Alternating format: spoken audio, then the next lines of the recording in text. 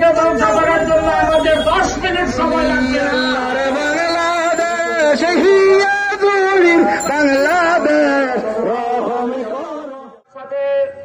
জানাচ্ছি যে উনি আমাদের বাংলাদেশের নাগরিক হিসেবে উপদেষ্টা প্রদান হয়েছেন। আমরা হাক্কানি খানকা শরীফ সহ আউলিয়ার মাজার যারা ভক্ত আছি তাদের বিরুদ্ধে যেই সব হয়রানিমূলক কাজকর্ম করা হয়েছে এটা আইনগতভাবে দণ্ডনীয় অপরাধ।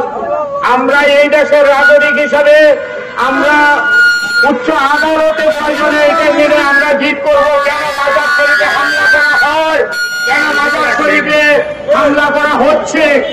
আমি আরো দুঃখের সাথে জানাতে যাচ্ছি যে বাংলাদেশে এদিকে মুসলমানরা ওরা অত্যন্ত দুষ্ট এবং খারাপ চরিত্রের লোক।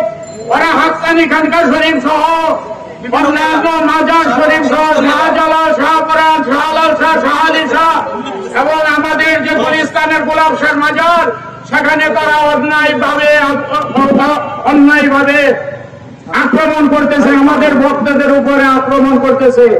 আমি অত্যন্ত দুঃখের সাথে তাদেরকে তীব্র নিন্দা জানাচ্ছি এবং এটা আইনগত ব্যবস্থা গ্রহণ করার জন্য প্রধান উপদেষ্টাকে বিনীত অনুরোধ জানাচ্ছি। তবে আপনারা এটা মনে করেন না আপনাদের অনুরোধ করে আমরা ক্ষান্ত হব।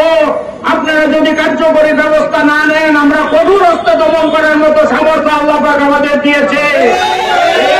এই মুসলমানকে ধ্বংস করার জন্য আমাদের 5 মিনিট সময় লাগবে না। আমাদের লোকজনকে ধ্বংস করার জন্য আমাদের 10 মিনিট সময় লাগবে না।